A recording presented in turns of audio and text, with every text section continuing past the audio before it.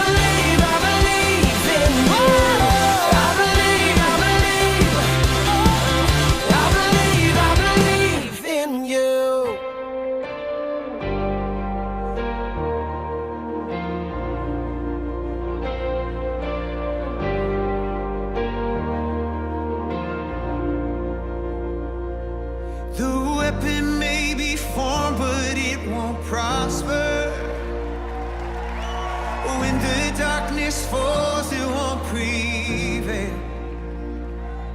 'Cause the God I serve knows only how to triumph. My God will never fail. Oh, my God will never fail. I'm gonna see a victory.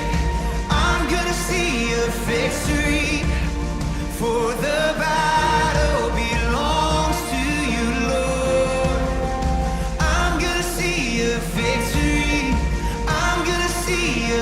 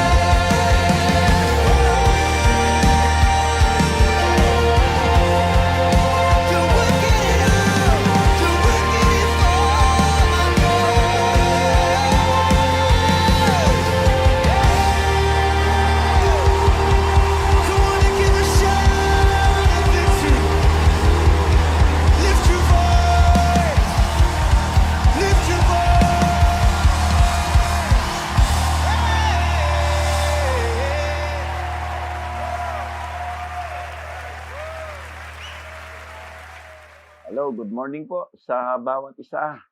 Magandang ah, umaga sa inyong lahat. Bagamat medyo ah, maulan ang ating klima ay alam naman natin tayo ay nasa loob lamang ng ating mga tahanan kaya walang problema.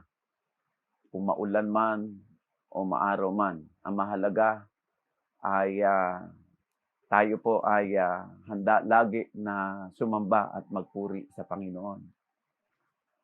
Okay, good morning po sa mga taga POGM family, POGM Parañaque, siyempre, una sa lahat, yung lahat ng mga primaries, leaders, and yung mga viewers natin sa Facebook Live. And good morning po rin doon sa mga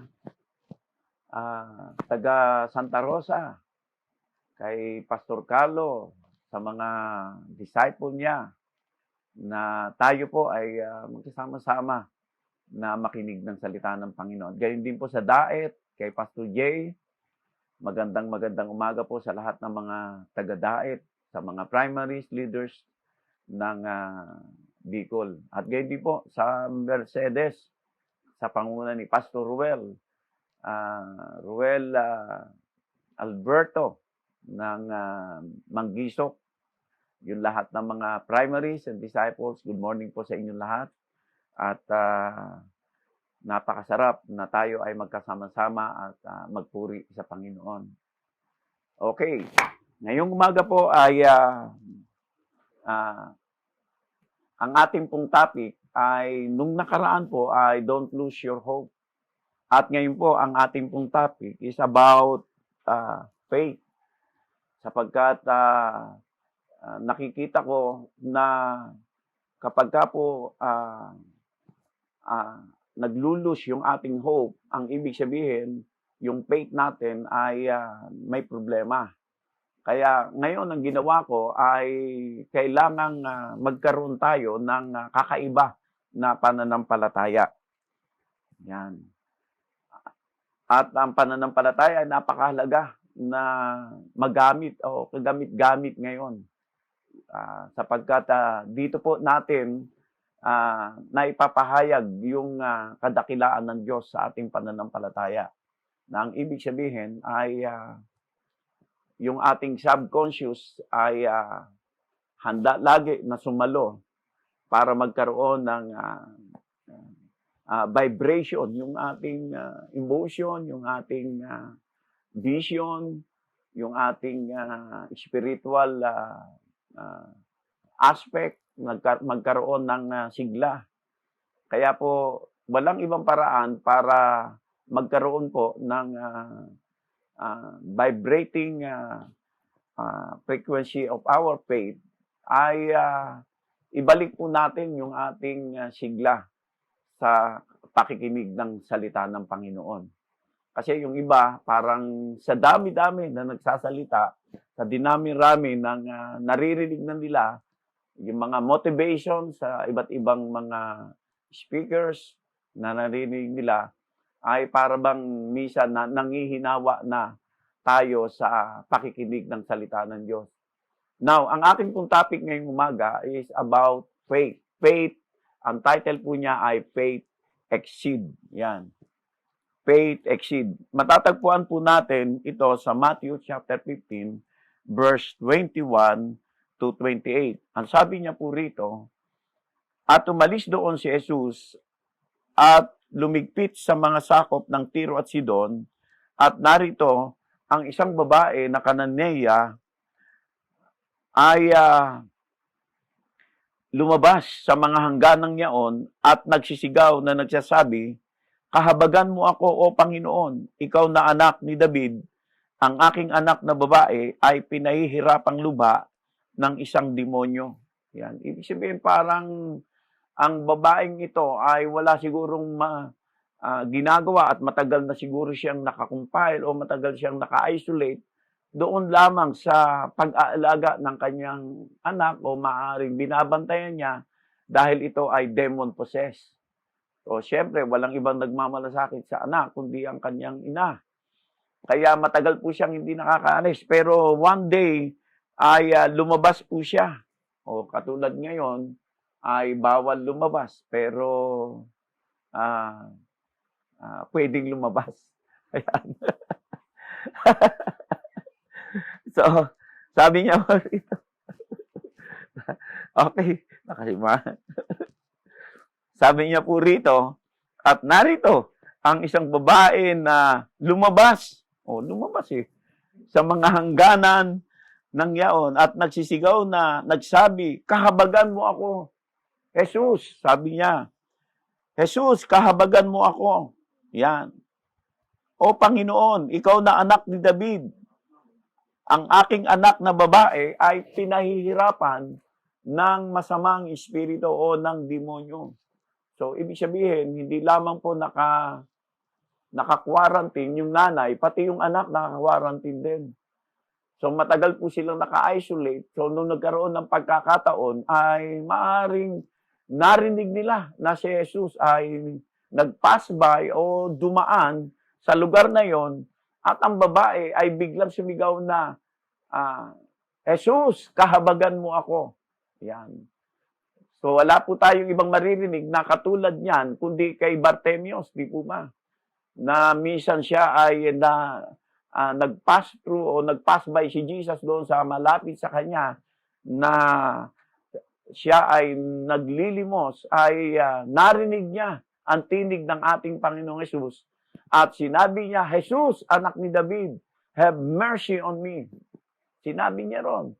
So, bakit kaya parehas ang sigaw ng babae at ang sigaw ni Bartimeus? Ayan. Di po ba? Mapapansin natin yung malalim na pangangailangan ay hindi mo na mababagkos ang kailangan ng tulong mo. Ang kailangan po natin ay makilala mo kung sino itong taong ito. Yan. O, anong pagkakilala niya dun sa tao? Jesus, have mercy on me. Para bang sinasabi niya na, Panginoon, have mercy, kahabagan mo ako. O, di po ba, hindi po help ang kanyang isinigaw. Jesus, help me. Hindi po yung sinigaw niya. Ang sinigaw niya, have mercy on me. Yan po ay walang ibang pinagmumulan ng kahabagan, kundi nagmumula po yan sa ating Panginoon. So, itutuloy ko po pagbasa. Datapwat siya'y sumagot sa anumang salita sa kanya at nilapitan siya ng kanyang mga alagad at siya'y pinamanhikan na nagsasabi, paalisin mo siya sapagkat nagsisisigaw siya sa ating hulihan. O, ganun din ang nangyari. Malamang itong pangyayaring ito, itong situation na ito, ay nauna ito sa pangyayari ng katulad ng nangyari kay Bartimeus. So, sabi niya, datapwat siya'y sumagot at sinabi, hindi ako sinugo, kundi sa mga tupang nangaliligaw sa bahay ni Israel, datapwat lumapit siya at siya'y sinamba niya at nagsabi, Panginoon, sakluluhan mo ako. O, doon siya nagsabi na, Jesus, help me. Yan. Pero yung unang sigaw ay sigaw ng kahabagan. Yan. Pangalawang sigaw ay, Jesus, help me. Yan. Magkaiba po ang kahulugan ng sigaw ng humihingi ka ng habag at sigaw ng humihingi ka ng tulong. Yung pagsigaw mo ng kahabagan sa Diyos ay may implication po ito doon sa iyong kaugnayan doon sa tinatawagan mo. Kaugnayan, yung relationship. Yan. Merong ini-implicate doon na wala naman akong relasyon sa iyo, bakit ka tumatawag sa akin? Ang implication po nito ay nais malamang ng babae na lubos pa kitang makilala. Yan.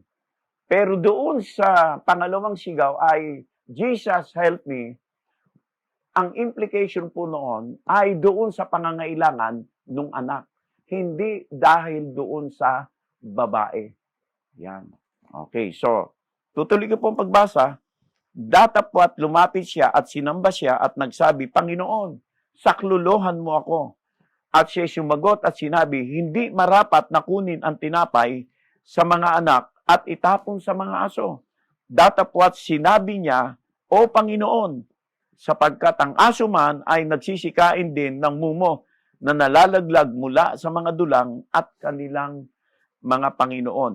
Na magkagoy sumagot si Jesus at sinabi sa kanya, O babae, malaki ang pananampalataya mo, mangyari sa iyo ayon sa ibig mo. Yan. At gumaling ang kanyang anak mula sa oras na iyon. So natanggap niya ang kagalingan ng ating Panginoong Hesus. Ito po ay binigyan ko ng pamagat dahil po doon sa verse ng verse 28 nang magkagoy sumagot si Jesus at sinabi niya, O babae, malaki ang iyong pananampalataya. Sabi doon, Woman, you have a great faith. Yan. Ibig sabihin, meron kang dakilang o gilalas na pananampalataya. Your faith exceed. Ito po ang pamagat ko, your faith exceed. Ang ibig sabihin po, kaya ko ito ang binigyan kong pamagat, ay aking pong research. Ang ibig sabihin po ng exceed is to pass or go beyond. So, ibig sabihin, gusto nung babae na hindi lamang gumaling yung kanyang anak, kundi magkaroon ng pagbabago ang kanilang katayuan sa buhay. Yan. Katulad po ngayon, dapat po hindi po tayo nag-aalala sa nangyayari sa ating kapaligiran regarding this pandemic. Dapat po magkaroon tayo ng mas malalim o mas maunawaan pa natin kung ano ang nais ng Diyos dito sa pandemic na ito regarding doon sa ating relationship sa Kanya. Yan. So, maaaring magkaroon ng beyond our understanding doon sa nangyayari sa situation. So, ibig sabihin, kaya ko po binigyan ito ng pamagat ng faith exceed dahil marami po sa atin ay malamang ang pananampalataya niya ay hindi na po nagkakaroon ng spiritual vibration regarding their situation. Pag sinabi kong spiritual vibration, yung energy ng kanyang pananampalataya ay humihina. Bakit po? Because of some experiencing na naranasan natin in this pandemic. Yung para bang nabigla ka. Yung bang, oh grabe, wow, bigla ka ngayon, kinwarantine, samantalang araw-araw lumalabas ka, nagpupunta kung saan-saan, walang limitasyon, kahit anong gawin mo, pag gusto mo lumabas, nakakalabas ka. Pero ngayon, everything was limited. Lahat ay nakokontrol na sa iyo. Kaya, ang naapektuhan, yung pananampalataya natin. So, ibig sabihin, hindi ko lamang po ito sinasabi para lumakas ang faith mo, kundi yung faith mo ay magkaroon ng ma-exceed yung to go beyond or pass by. Ibig sabihin, tumagos ito, hindi lamang sa kalagayan mo, kundi makita ng iba na yung pananampalataya mo ay merong kinalaman doon sa isang tao na kailangang maligtas. Kailangang magkaroon ng salvation. Kaya nga sabi doon ay ang sabi doon, si Jesus, pumunta siya rito, hindi lamang, sinabi niya sa Matthew, chapter 10, verse 5, sabi niya, sinugo niya ni Jesus ang 12 at pinagbilinan pa na huwag kayong magsisitungo sa alinmang daan ng mga hintil at huwag kayong magsipasok sa alinmang bayan ng mga taga-Samaria. So, ibig sabihin, bakit po sila mismo ay nagpunta sa lugar ng mga Gentiles? Bakit po sila nakarating doon sa... Pero sinasabi ni Jesus, wag niyong puntahan o wag kayong magsitungo sa alinmang daan ng mga Gentiles. Yan. Go into the way, not way of the Gentiles, and into any city of the Samaritan, enter. Go rather from the lost sheep of the house of Israel. Sa halip pumunta kayo doon sa mga tao at ipangaral ninyo yung aking kaharian. Yan. Doon sa mga taong nawawala o nawawaglit sa mga anak ni Israel o sa mga anak ng Diyos. So, ibig sabihin, ito pong verse na ito ay pinagmangatan kong faith exceed because not just only the faith of the woman was going beyond, but the faith of the 12 disciples was going beyond. Their faith was so exceed. Yan. Bakit po? Una sa lahat, yung kalagayan po ng babae, they are Canaanites, at matagal na po siya na nandoon, naka-isolate. Pero sinabi ni Jesus, huwag kayong pumunta dyan. Huwag kayong magsitungo sa kanilang mga lugar ng mga Gentiles. Pero itong babaeng ito, Gentiles. So, ibig sabihin, they are going beyond. Alam mo po ba na kailangan din mangyari sa atin? Kaya ang purpose po nito, ng faith exceed ay makita natin at mailapit natin ang kanyang mga salita, ang kaligtasan sa mga taong nangangailangan ng pagbabago sa buhay. Yan.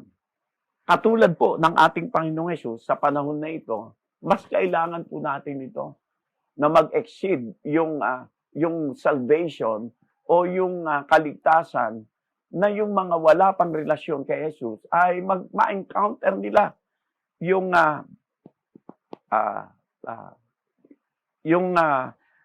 kaligtasan o yung salvation na katulad ng naranasan ng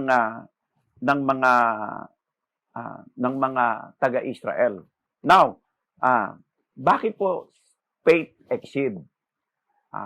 Tingnan po natin kung ano yung karakter ng babaeng ito sa verse na ito ng chapter 15. Yan. Okay. Mas maganda kasi, mas madaling maintindihan pagka yung nasa English eh. Sabi niya rito, sa verse 15, chapter 15 pala, yan. Tama ba? Sabi niya, then Jesus went out from there and departed to the region Tyre and Sidon, and behold, a woman of Canaan came from the region and cried out to him, saying, have mercy on me. Alam niyo po ba na ang kultura nila, so alam niyo naman siguro, na ang mga Hudyo ay hindi nakikipag-usap sa mga Gentiles. At ang mga Gentiles ay natatakot silang makipag-usap sa mga Hudyo. Parang ilang sila na makipag-usap. Pero dahil po dito, nagkaroon ang babae. What is the character of the woman that having a faith to exceed from the situation? What is the character of the woman? The character of the woman have an extreme decision from their life. Kaya nga, extreme decision requires faith. Yan. Ano yung extreme dito? Hindi siya natakot na makipag-usap. Hindi siya nag-atubili. Hindi siya nag-alala na lumapit sa ating Panginoong Hesus. Kaya nga sinaway siya ng mga disipulo dahil hindi pwedeng lumapit ang mga Gentiles doon sa mga banal o itinuturing na banal.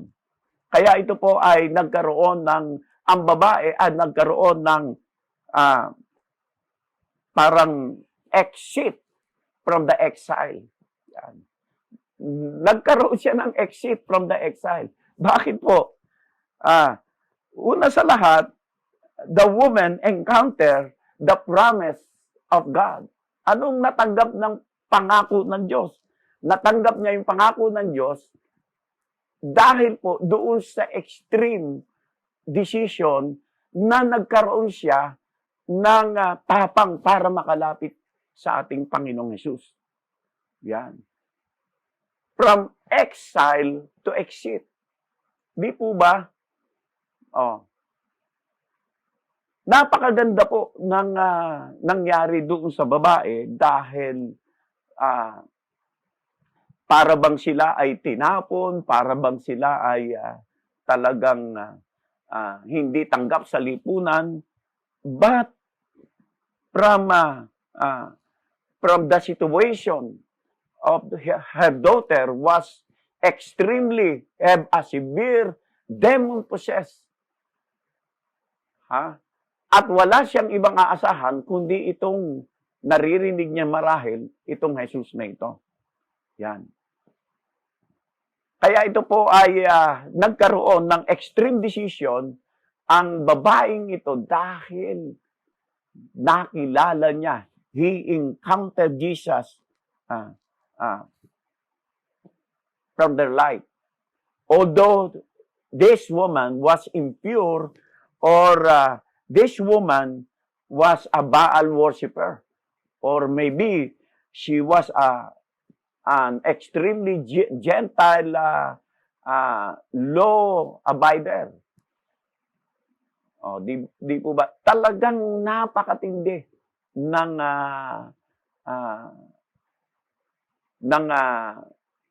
babaeng ito ng kanyang desisyon. Now, minsan po ba may mga desisyon tayo na para bang nagkakaroon ng go beyond our situation. Marahil, kung pipiliin ko o pipiliin mo ang desisyon na ito, mas piliin mo na matanggap ang pangako ng Diyos. Kasi kapag natanggap mo ang kagalingan ng Diyos, natanggap mo ang pangako ng Diyos, natanggap mo ang kagalingan niya. Yan. Dahil ang kagalingan ng Diyos ay nasa pangako. Yan. Nasa pangako. Walang ibang pwedeng magsabi na kanyang ipinangako na hindi niya ginawa. Lahat ng pangako ng Diyos ay kanyang ginagawa. Kahit na nagkaroon siya ng hard, yung sabihin natin, yung mabigat na pagpasok sa kalagayan na yon, sa pakikipag-usap niya sa ating Panginoong Hesus, ang daming talakayan o ang daming sinasabi ang ating Panginoong Hesus, but sinabi niya na kahit ang aso ay kumakain ng mga mumo na nalalaglag sa kanyang Panginoon. Ang ibig sabihin nun, hindi lamang nagkaroon siya ng extreme decision, nagkaroon siya ng extreme humble faith sa ating Panginoon. Yan. So, ibig sabihin, doon sa umpisa, yung extreme decision, nagkaroon ng exit. O sabihin natin, exit from the exile. So, ibig sabihin, from Gentiles, di ba? From Gentiles to become a children of God. Itong babaeng ito, doon sa huling talata, ay nakilala niya ang ating Panginoong Hesus. Alam niyo po ba, sa pangalawa kong sasabihin sa inyo, ang babae ay naranasan niya yung extreme faith. Yan. Ano po ang extreme faith dito? He humbled him. She was humble before God. She was humble before Jesus. Yan. Ang ibig sabihin, yung kanyang pagmamakaawa, yung kahabagan ng pagkilala niya sa ating Panginoong Hesus ay nagkaroon ng changes o nagkaroon ng doon sa extreme decision ay nagkaroon ng tamang pagkilos yung babae. Kaya nga, correct move from a wrong place. Yan. Correct move from a wrong place, sometimes we need extreme humbleness. Yan. Wag kang mahihiya. Minsan kasi tayo, nahihiya tayo magpakumbaba kapag maraming nakakakita. O lalo-lalo na kapag minsan nagigipit tayo sa ating katuwiran o sa ating pananalita. Ang mahirap po na kapag ang isang tao ay nagkaroon ng pagmamataas. Yan. Pagka nagkaroon na tayo ng pagmamataas, ay nalilimitahan na ang gagawin ng Diyos sa buhay natin. Kaya sinasabi doon sa James chapter 4, di po ba? Anong sabi ng James chapter 4 verse 6? Sinabi niya rito na akin lang bubuksan. Napakaganda kasi nitong James na ito. Sa Tagalog po ay Santiago. Yan. Siyempre, sa English ay James, chapter 4, verse 6. Sabi niya rito,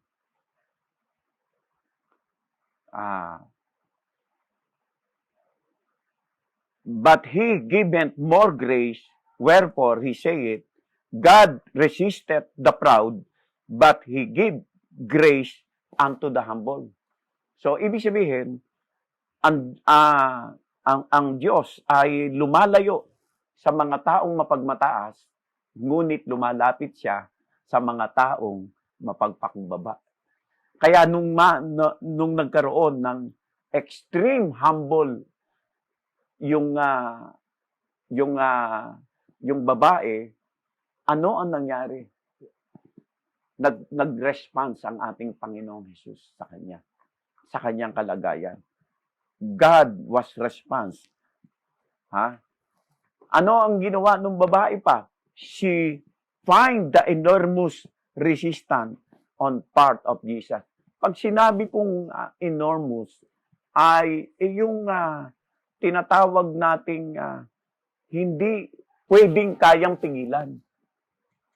Ibig sabihin, hindi na nag-alala ang ating Panginoong Hesus, baka may makakita sa inyo na ikaw ay Hudyo at siya ay Gentiles, hindi na po nag-alala ang ating Panginoong Hesus doon. There was an enormous resistance on part of our Lord Jesus Christ.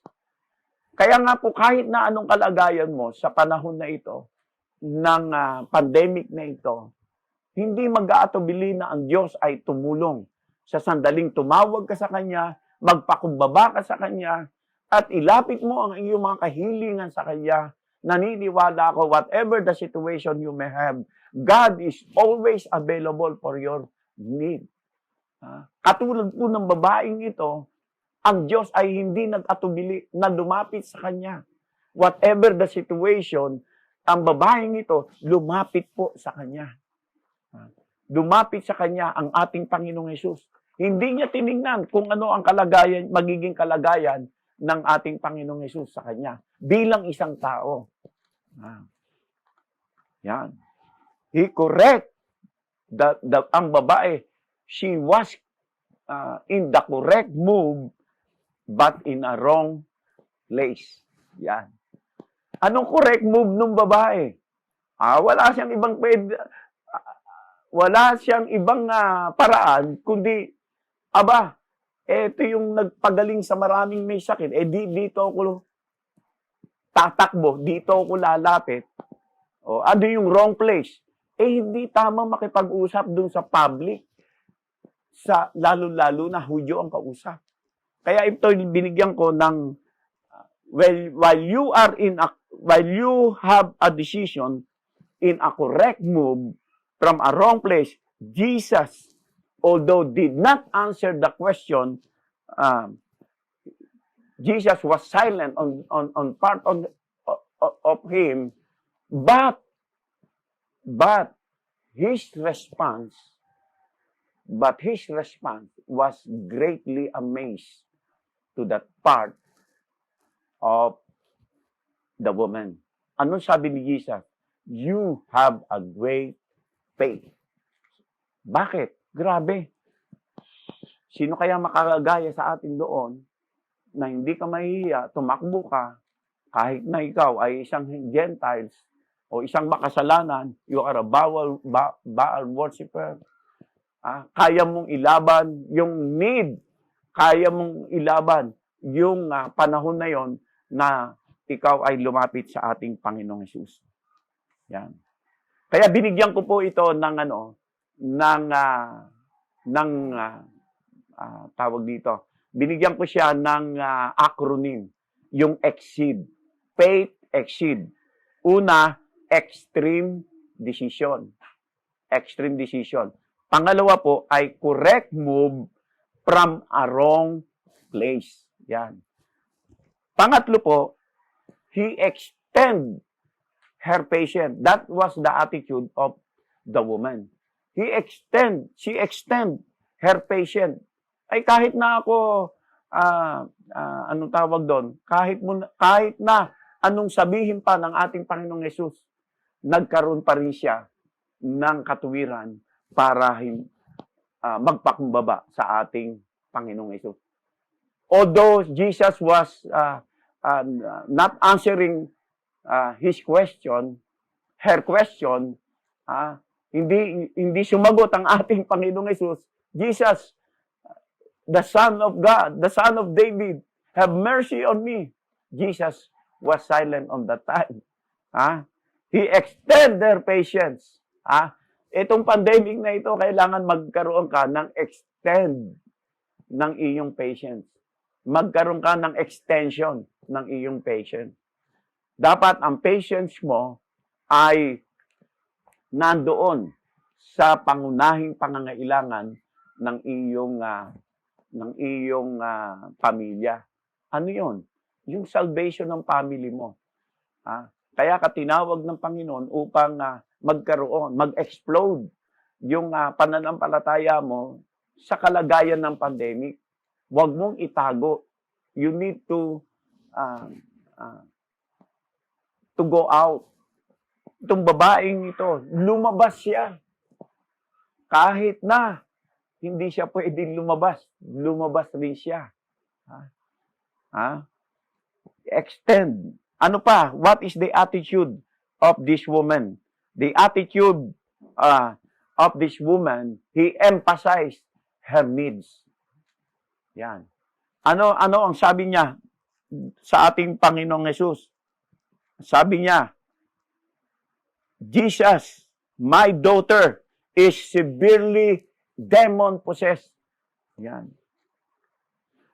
Hindi po siya nag-atubili na hindi sabihin yun. Jesus, my daughter was severely demon-possessed. Alam niyo po ba, doon sa Luke chapter 10, verse 19, sinabi niya ng ating Panginoong Hesus na, behold, sabi niya, naisulat ko yun eh. Yung sinabi ng ating Panginoong Hesus na kahit ang lakdan, kahit ang dyablo ay hindi pwedeng magtagumpay sa atin. Even though na napakalakas ng kaaway, pero mas malakas ang ating Panginoong Diyos sa ating buhay. Kaya, pag nanalig po tayo, kahit na ang alakdan, kahit na ang scorpions, di po ba sinabi niya, behold, even the scorpions, nothing hurt us. Kahit ang kadiliman, kahit ang alinmang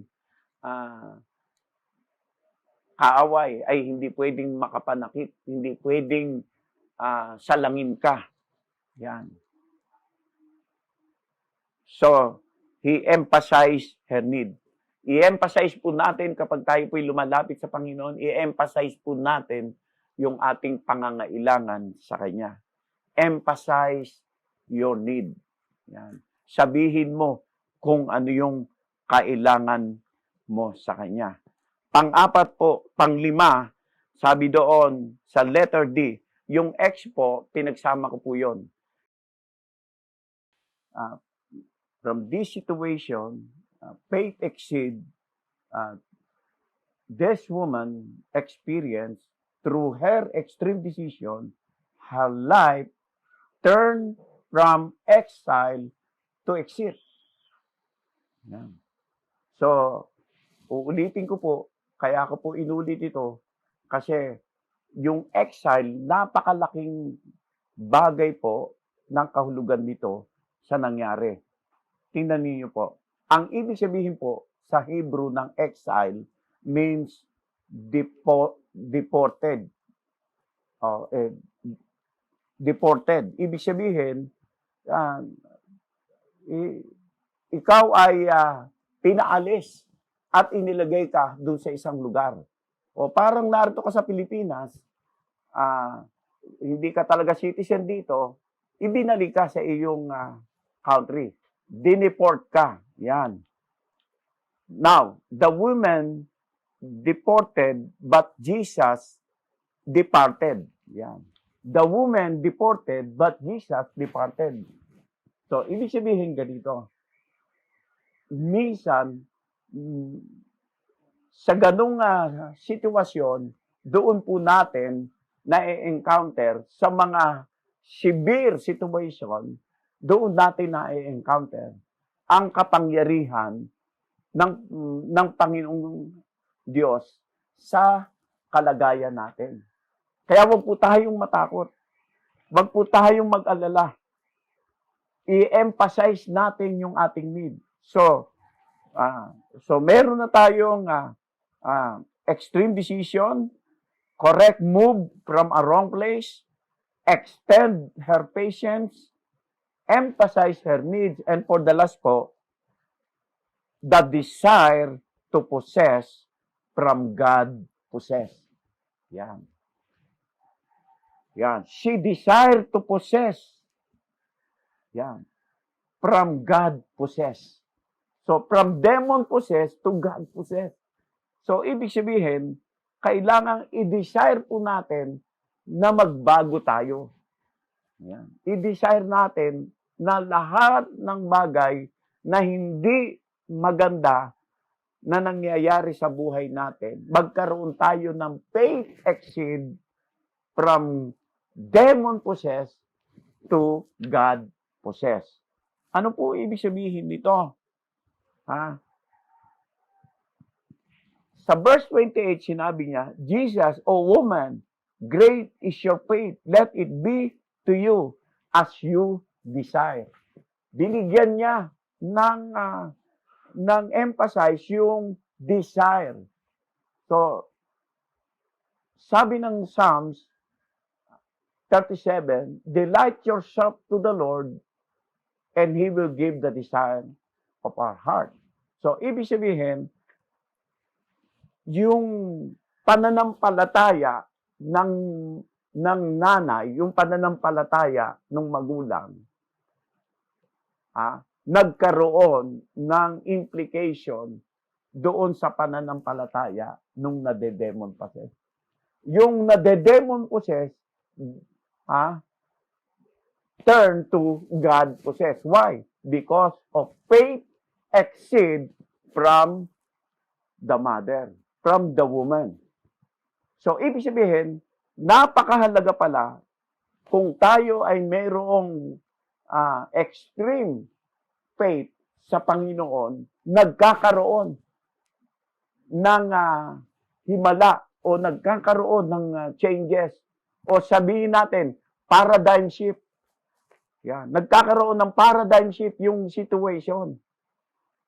Nata-turn from nothing to something. So, ibig sabihin, ibinibigay ng babaeng ito ang lahat sa ating Panginoong Hesus. Ang lahat ay isinusurrender niya. Yan. Isinurrender niya. Ang lahat ng bagay ay ipinagkatiwala sa Kanya. Now, what is the 3 ways to overcome obstacle to have a faith exceed? 3 ways po ito. Number 1 po, accept the problem or accept the obstacle is a part of your life. Yan. Is a part of your life. Huwag kang magbabago ng desisyon kung ang desisyon mo ay yung lumapit ka sa ating Panginoong Hesus. Katulad ng babaeng ito. She accept the obstacle is a part of life. Bakit? Kasi hindi siya nagdalawang isip na lumapit sa ating Panginoon.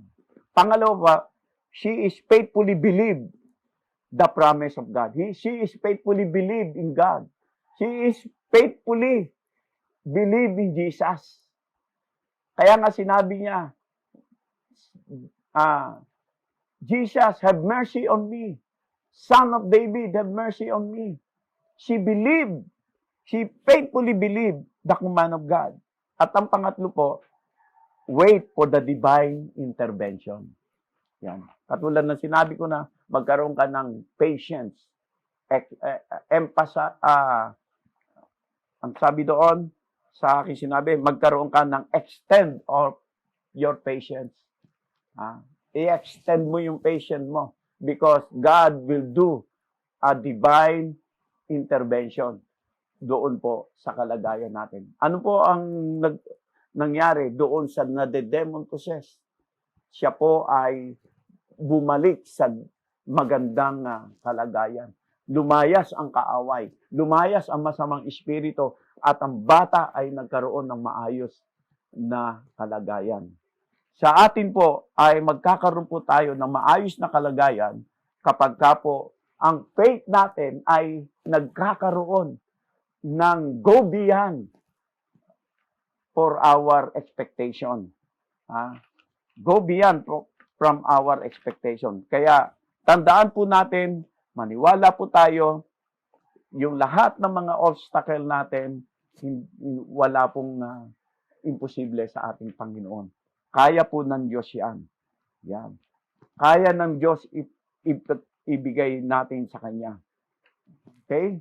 So the conclusion is this, we can see everything but focus on the important things.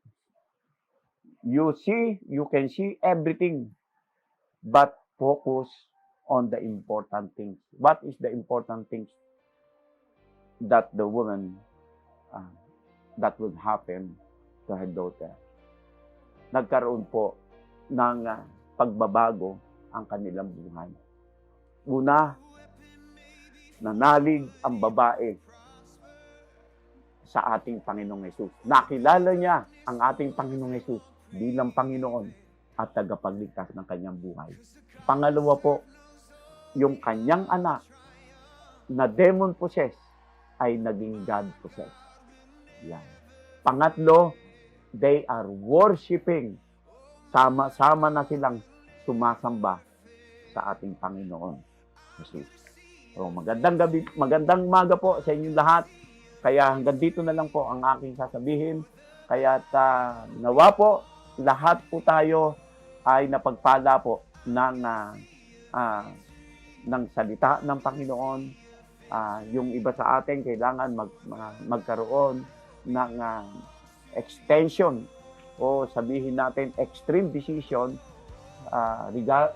regarding this pandemic, ay marami po sa atin takot, marami sa atin ay talagang nangihina. But pagka yung pong pananampalataya natin ay nagkaroon ng extremely vibration sa ating subconscious, naniniwala ako yung lahat ng ine-expect ng Diyos sa atin ay magkakaroon ng pagbabago. So magandang umaga po sa inyong lahat. Magandang umaga sa lahat ng mga nakikinig, sa lahat ng mga viewers natin. Magandang umaga po sa lahat ng mga taga Parañaque, sa lahat ng mga leaders natin, taga POGM. Magandang umaga po sa inyong lahat. At lalo-lalo na, syempre, yung mga taga Santa Rosa, yung taga Daet, Mangkiso, Mercedes, lahat po kayo ay binabati ko ng magandang umaga at magandang araw ng Sunday na pagsamba natin sa Panginoon. Tayo po yung manalangin. Dakilang Diyos, maraming pong salamat sa umagang ito. Salamat sa kalakasan at buhay. Patuloy niyong palakasin ang aming pananampalataya. In spite of this pandemic, Panginoon, ay MICQ or Modified Enhancement Quarantine. Lord, kayo po, O Diyos, ang kumilos po ang kapangyarihan ng sandatahan ng sangkalangitan, Panginoon, upang ang lahat ng virus na ito ay inyo pong mapuksain, Panginoon, at alisin niyo po ang lahat ng ito at magkaroon, Panginoon, ng freedom ang bawat isa at malaya na po kami na makakilos, makapagtrabaho, makagawa sa aming mga gawain na pinagkatiwala mo sa amin. Kaya sa iyo po lamang ang papuri, sa iyo lamang ang pagsamba, sa iyo lamang ang lahat ng kapurihan, sa iyo lamang nagmumula ang lahat ng bagay. We thank you so much. In Jesus' name, amen. And amen. And amen.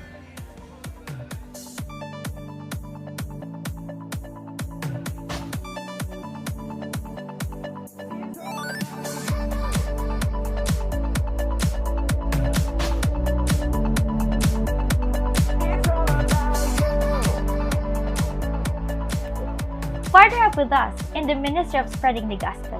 Through your good works and donation, tithes and offering, God is well honored through your warm support.